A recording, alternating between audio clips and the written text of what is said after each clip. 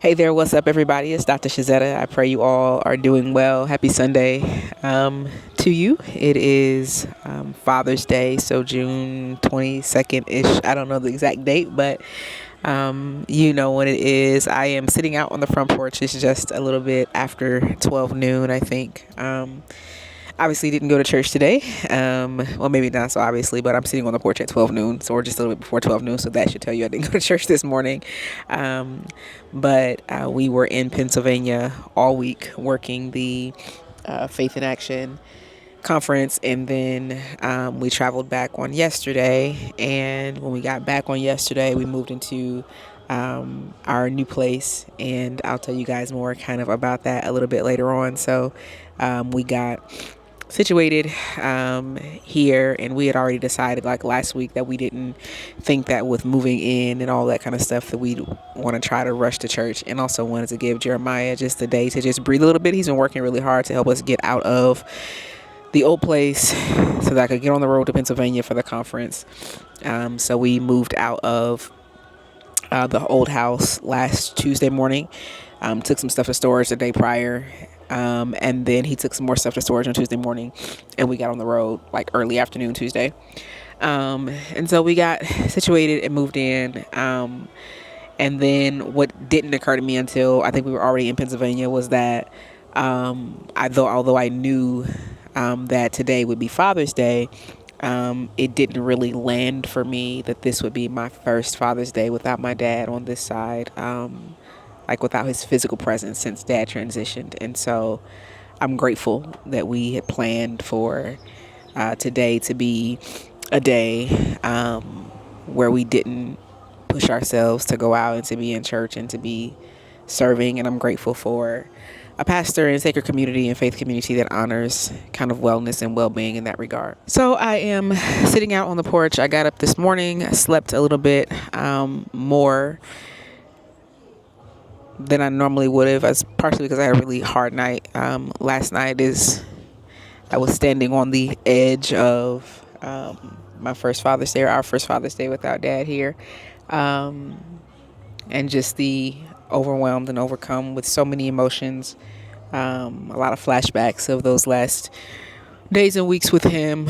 Really just gratitude for having had the opportunity to be there with him, but also just really, really missing my daddy. But also reflecting because even as I think about how much, right, I miss him here, I also can't think of anything else that I would say. I can't think of anything else necessarily that I would do. I'm so very grateful to have had the opportunity to honor my dad and to let my dad know that I loved him and to serve him and to care for him, not just in his last days and weeks, but our daddy knew that he was loved. And so even though selfishly there is a part of me that says I ran out of time, I honestly, when I sat and thought about it today and last night, can't think of anything that was left unsaid or undone on my end. And while I miss him, I am so very happy for him because he's earned the reward that he believed in. You know, we are believers in the afterlife. We are believers in living a good life so that you earn your place in glory alongside or with God. And my theology is such that my Father has joined my great cloud of witnesses, and so that he is present, he can hear me, he can see me, that he still speaks to me. I found myself, even in sadness, still saying that the chief emotion amongst all of these is gratitude for me.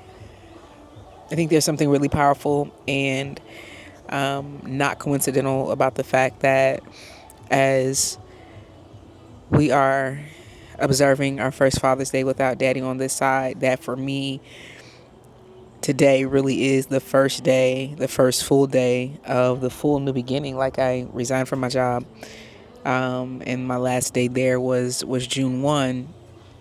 At the same time, I was still living in the university housing because we couldn't move into this place until yesterday. And so, even though I've been working for myself and kind of moving, it's still kind of, one foot on one area, one foot on another. So, being able to come into this place and to be here and walk into it and it be ready to receive us, so that today I could be in a place of rest, in a place of reflection, in a place of celebrating my husband, in a place of spending time with my son, in a place of sitting out and feeling and hearing the wind blow and believing that the wind blowing is my Father being present here with me as well. There's something really sacred and really profound and really intentional about that. And so I'm really, really grateful. I'm also grateful that where in times where I've had to navigate grief before, I haven't had the wherewithal or the really ability to be in a space where I could slow down and allow my spirit and my body to process as it needs to process. I'm very grateful that in this season that the Lord has allowed things to line up in such a way that I can take the time that I need. Can be reckless, have to be wise, have to be intentional, but I'm still able to take the time that I need to do what I need to do for my own self and well-being without feeling as if I'm neglecting anything or anyone else, without looking over my shoulder, without worrying about what others might say or do or think, or whether or not I'm letting anyone else down. I'm really grateful that the village around me is supportive. I'm really grateful that, again, although my family has to be intentional, that God is providing and has provided for us, that we don't have to worry right through this stretch. And it's not just about the provision, but it is about the opportunity to sit with and to be in this period of grief and to not feel rushed through it, but to take my time and to navigate it as well as I possibly can. Sitting out on a front porch, for real, in a neighborhood, surrounded by people who look like us, listening to the music that others are playing in their backyards and smelling the barbecue grills growing or going. It really is good for my soul, and I'm really, really grateful for it. In time, we'll share with you kind of what we've decided and what we've planned for this next season. And the only uncertainty around it isn't really uncertainty at all. It's just that we are taking our time and making like permanent decisions. And so I'm kind of excited about that. And so I want to share with you all a little bit more about it. My mom was saying that she and my dad had some plans of what they would do when they retired and after their children were grown. And that upon retirement, for so many reasons, they never made good on what they planned they would do. And so while I can't duplicate all of it, I want to honor them both by doing some of that, by bringing my mom along for some of that, by taking her. My mom has sacrificed so much for all of us and for my father.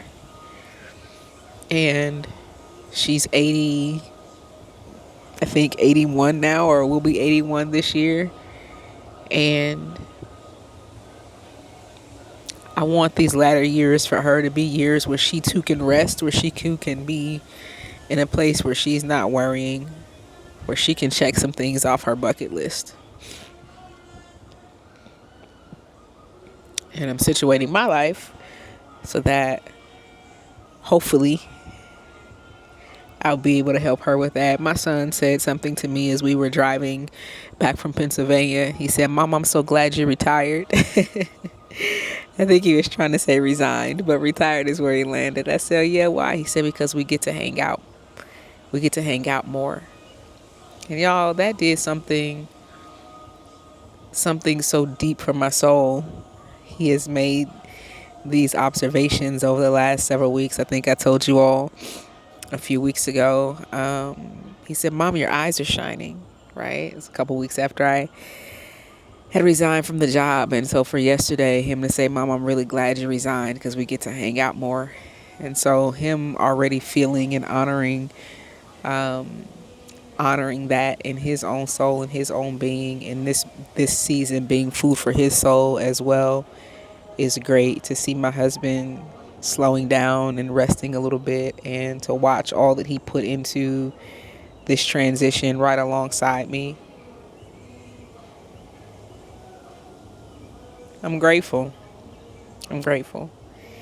Even today, with a heavy heart and with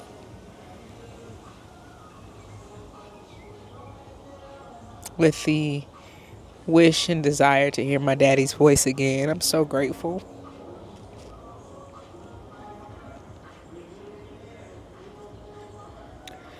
So grateful.